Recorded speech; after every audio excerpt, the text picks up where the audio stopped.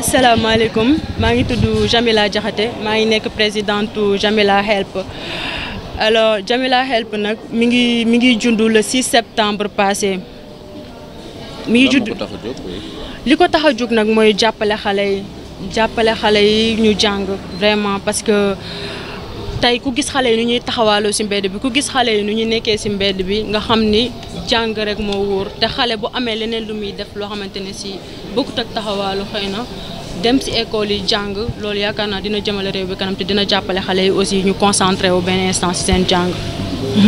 d'accord jàppale ay xale nag loolu dafa nekk loo xam depuis ma nekkee xale la ba léegi man dama mës a bëgg a jàppale ay xale ba ma nekkee xale. voilà dama doon gis ay xale yu souffrir ça me faisait mal nga gis xale buy souffrir te mënaloo ko dara franchement ça fait énormément mal te wax naa ko keroog ci sama lancement bi nee naa leen je suis issue d'une famille très modeste donc nit boo dund lu métti xëy na doo mën a comprendre kuy dund lu métti donc man tey su ma gisee xale bu amul kay wala xale bu amul fourniture man dinaa si gis sama bopp dinaa xam ne man lii je l'ai vécu et que dundoon naa ko métti woon na trop aussi yombul woon donc tey su ma basé woo si loolu tey su ma gisee xale bu jàngul dinaa am pas-pas ak mbëggeelu dimbali ko vraiment. waaw ñaan naa yàlla yokk ko bu baax sax parce que tey téeméeri ñu jël nii rek doyul pour man bien vrai que c'est une première activité mais ñaan nañ yàlla déwén ñu jël lu ëpp lii pourquoi pas sax ñu dem bay jël ay école en charge man loolu laa bëgg te commencé nañ ko te maa ngi ñaan yàlla loolu ñu continuer ko ci jàmm. xale yi maa ngi leen di wax ñu góorgóorlu rek ñu góorgóorlu bu baax ñu xam ni àddina yombul te man mi taxaw tey di wax ak ñoom di leen jàppale am naa fu ma jaar donc te metti woon na trop franchement donc xale yi nañ góorgóorlu rek ñu jàng lépp dina baax parce que jàng moo mën a maye lépp vraiment donc di préciser benn affaire di remercier ñëpp ñi nga xamante ne ci jàppale nañ Jamila Help tey ba may def sama lancement dama demoon ci kilifa yu bari franchement ñu soutenir ma tey soutien boobu noonu moo jur lii tey donc di leen remercier bu baax ñi nga xam jàpp nañ ci ñi nga xamante ne si ñëw nañ ci ñoom te tànkam la ñu ngi leen di sant di leen gërëm bu baax di leen wax ni Jamila def na première activité am nañu jàppante te jàppalante incha allahu rabbi di leen woo nag si yeneen ak yeneen incha allah di leen wax ni kontaan naa trop franchement si niñ taxawoo Jamila Help. Voilà, Arfan Seck IEF inspecteur de l'éducation et de la formation de Thiès Ville. mbégte lool. gannaaw bi ñu fi teewee tey fekkee fii li ndaje bi nga xam ne dafa rafet am na solo ndax ndaje boo xam ne dañ dajale ay xale ñu ne gannaaw suba la école di tijji benn xale bu ñuy wax Jamila Diakhaté dëkk Thiès moom mu taxawal action citoyenne am alalam am lu muy def mu ne moom lii daf ko yéene ay rakkam ay jarbaatam xale bu nekk ñu jox la sac boo xam ne am na cahier am na ardoise am na bindukaay am na matériel géométrique donc mu doon loo xamante ne ñun waa inspection rafetlu nañ ko bu baax a baax di ko sant di ko gërëm di wax ne li mu def nii wax nañ xale yi nga xamante ne ñoom jot nañ ko tey ñu góorgóorlu ba bu ëllëgee ñu mun a delsi li ñu def nii tey ñu defal ko ñoom seen i rak loolu rek mooy àdduna yàlla na ko yàlla def. waaw Thiès moom waajal nañ dëgg-dëgg ubbite école yi ndax. tenir nañ benn CDD de préparation de la rentrée avec ci kilifteefu préfet département bi ñi nga xamante ne ñoo njaboote di liggéey ci école yëpp teewee nañ ko ñu waxtaanee waajtaay bi école yi également waajal nañ leen tey di jàngalekat yi teew nañ ak directeurs yi ak seen i kilifa donc dañuy ñaan waajur yi le alxames muy ñetti fan ci weeru octobre nañu teel a yeewu jiital seen xale yóbbu leen école bu ñu demee dinañ fa fekk jàngalekat yi bu ko defee li ñuy wax ubbi tey jàng tey ñu jëmal ko fii ci Thiès ndax mun na nekk te am nañ yaakaar ne dina nekk te dina nekk incha allah. waaw fii ci Thiès ñu ngi sant yàlla dëgg la taw bi fi mujjoon am mooy le 19 taw bu rëy la woon ndox mi bëri woon na lool. wante ñu ngi sant yàlla parce que fii ñetti école daal lañ jàppoon mooy Petit Thialy moom dañ ko tabax ci yoonu ndox.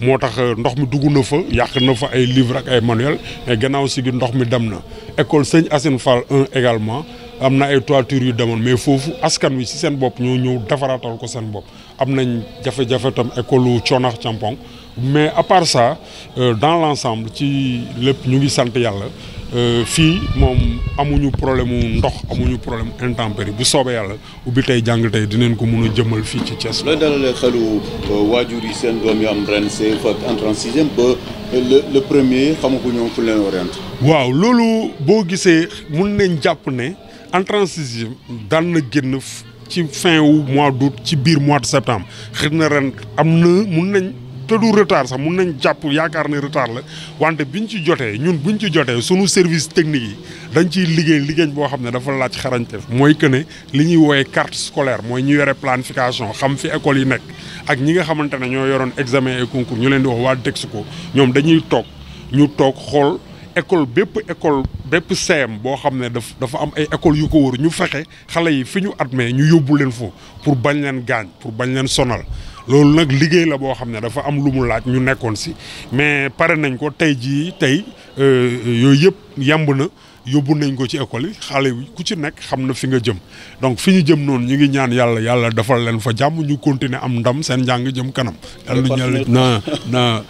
yàlla def na on a tenu benn session de préparation au plan national à Saly fii lañ ko waajalee sax Thiès dañ ko waajal fii avec des thématiques ba pare partenaires yëpp a ngi fi woon ñu pare dem Saly nekk nañ fa ñeenti fan ak ministre bi dañ def ñetti fan fii waajal ko dem def ñeenti fan ministre bi nekk ak ñoom recevoir ñu def lépp bi ñu paree ñi nga xamante ne ñoo yore rapport bi man ci laa bokkoon ministre daf ñu digaloon ñu delluwaat ci ndigalam Saly defaraat rapport bi pare na donc démb rencontre yi ñu ngi am yéen presse bi yëg ngeen ko donc waxtaan mu ngi am ak dialogue loolu moo am ak bokk benn gis-gis bokk benn yëg-yëg bokk benn but mooy école sénégalaise jëm kanam partenaires yi ànd nañu ak ñun te am nañ yaakaar ne dinañ continuer di liggéeyee noonu ba nga xamante ne climat bi dina continuer stable comme ni mu stable woon daaw loolu nag bu amee njëriñu xale yi la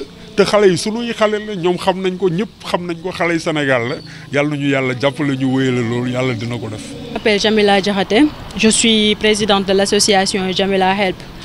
Jamila Help est née à partir d'une idée. On a fait le lancement le 6 septembre passé au Nice Time. Alors, je travaille avec une équipe, j'ai une équipe derrière moi. Donc, on a des ambitions et des objectifs aussi. Donc, notre premier objectif a été de faire une activité concernant une remise de kits scolaires qu'on est en train de faire aujourd'hui. Et alhamdoulilah, affaire ça passe et c'est très bien. En tout cas, on voit que on est sur la bonne voie et on compte continuer comme ça et continuer sur la même lancée. D'accord, les couches qui sont ciblées sont d'habitude les gens qui sont un peu diminués. Par exemple, les enfants. Les enfants sont des personnes les plus diminuées de la société, je peux dire, parce que c'est des personnes incapables de subvenir à leurs besoins. Alors aujourd'hui, on voit qu'il y a pas mal d'enfants dans la rue. C'est ça qui nous a le plus motivé à créer une association, parce qu'on voit que dans la rue, on trouve pas mal d'enfants. Et actuellement, on est en train de confondre l'enfant talibé et l'enfant sortant dans une maison et qui porte des habits de talibé à la quête de quelque chose à manger, je peux dire. Alors, ces enfants passent presque 20 heures de temps dans la rue et c'est dangereux. Alors, c'est à ce point que Jamila Help a décidé d'aider les enfants à étudier, d'aider les enfants à avoir une activité scolaire. Il n'aura plus besoin d'être dans la rue pendant des heures. Voilà. On a remis 100 kits et c'est des kits composés de cahiers de 100 pages, 40 pages, 32 pages et à peu près une dizaine de cahiers ou quinzaine de cahiers avec des matériels géométriques, une ardoise, des stylos, voilà. Bon, je ne peux pas dire cela parce que quand on parle de dons, je ne pense pas qu'on doit dire ce qu'on a vraiment dépensé. Parce que, vu mon logo aussi, ça signifie cela. Parce que j'ai mis un logo où j'ai dit, c'est le cœur qui donne et c'est la main qui reçoit. Alors, je ne veux pas heurter la sensibilité de certains en disant que j'ai dépensé ceci ou j'ai dépensé cela. En tout cas, on a fait quelque chose qu'on a senti et qu'on a aimé. Et en guise de quoi, on a eu des partenaires qui nous ont aidés.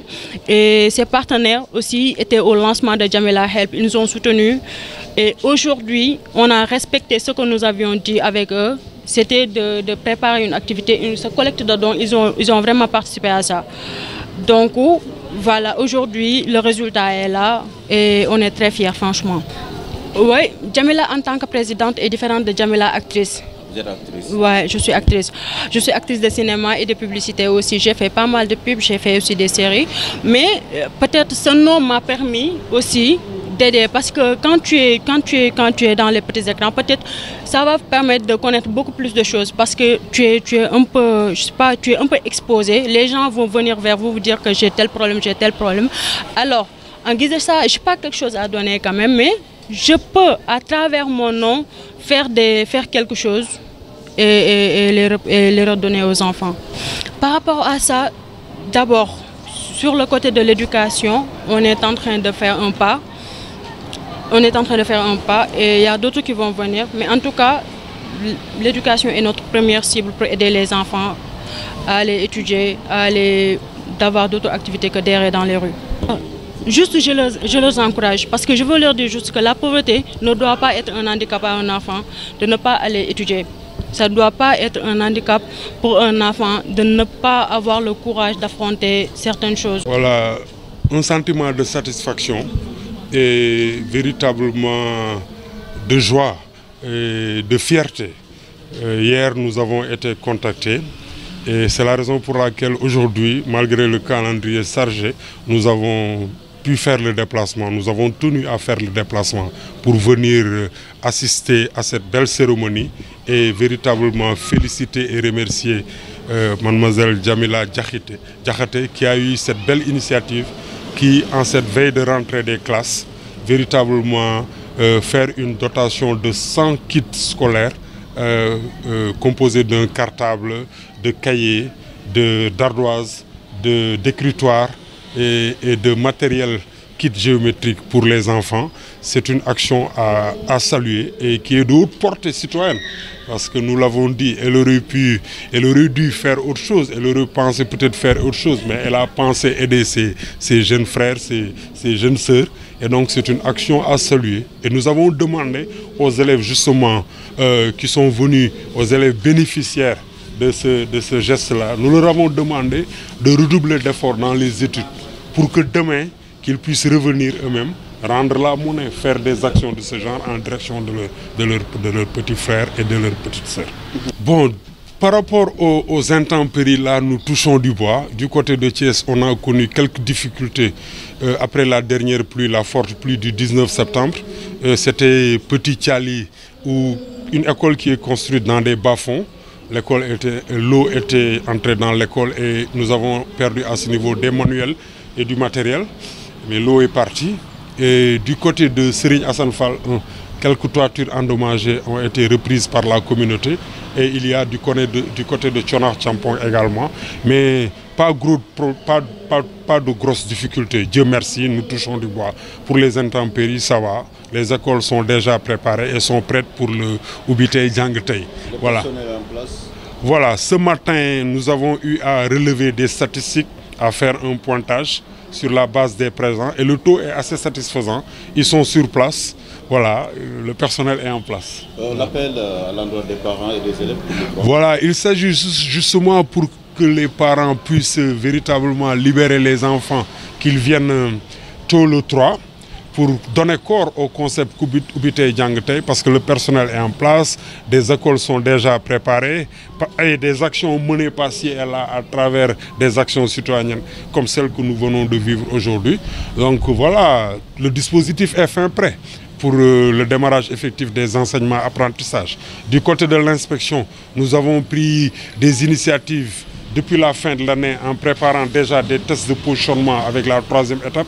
Pour la première étape, c'est une activité de formation qui est en vue. Et voilà, nous avons prévu une série de rencontres sous forme de séminaires de rentrée avec les directeurs et directrices d'école, les chefs d'établissement, du public comme du privé, du préscolaire au moyen en passant par l'élémentaire. Nous allons les prendre en série de séminaires pour véritablement poser les jalons, pour lancer véritablement les amarres et larguer les amarres et dégager les pistes, déboucher sur une feuille de route, un contrat d'objectif pour faire des pas. Parce que c'est l'occasion de dire que l'année dernière, Dieu merci, les résultats ont été assez satisfaisants. C'est le lieu de remercier et de féliciter l'ensemble des acteurs que sont les enseignants, clés en main, titulaires dans les classes, les professeurs, sous l'encadrement de leurs directeurs et directrices, des principaux de collège. Ils ont eu à mener un beau travail, un travail satisfaisant. Et ensemble, cette année, nous allons poursuivre pour faire encore des pas et progresser. C'est disponible depuis voilà, c'est disponible. Il faut dire que cette année, voilà, les résultats ont légèrement tardé à sortir. Et quand ça sort, il y a un travail technique qui doit se faire pour faire en sorte que les élèves puissent être orientés dans les CEM, les collèges qui polarisent leur école, pour ne pas trop gêner les enfants, parce que dans la même aire géographique, on fait en sorte que les élèves qui réussissent dans des écoles élémentaires autour d'un CM, il s'agit de faire un travail technique en rapport avec la planification, la carte scolaire, les examens et concours, et faire ce travail d'orientation.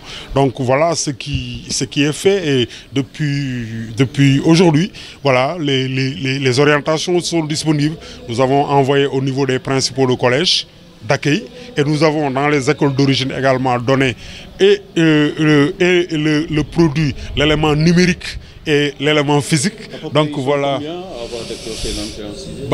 Dans Thiès, c'est aux environs de 5000, un peu plus de 5000. Voilà. Nous avons pu quand même faire le dispatching dans les différents collèges. Voilà. Donc demain, ils sont plus fixés. Au niveau de l'académie, depuis Thiès-Ville, c'est toujours classé première. Voilà, pour le CFE, c'est au niveau du BFM qu'il y a encore des efforts à faire. Mais voilà, je remercie encore, et c'est à l'actif des enseignants. Merci.